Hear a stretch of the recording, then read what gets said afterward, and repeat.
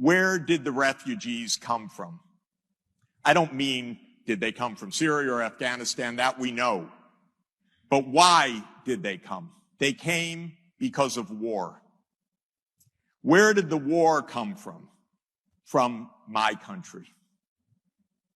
From the CIA, which first started to overthrow the Afghan government back in 1979.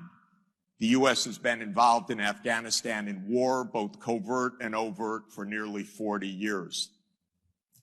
Iraq, absolutely against international law, of course, often called the most dreadful foreign policy decision in modern times. An absolutely unprovoked war, killed hundreds of thousands, displaced millions, created disaster, blowback, and refugees. Where was Europe's foreign policy? I kept looking. Is there a foreign policy? I even took out my microscope. I couldn't even find a microscopic foreign policy because there's no foreign policy to speak of. So the idea that the only policy is to debate should we accept refugees or not is not right.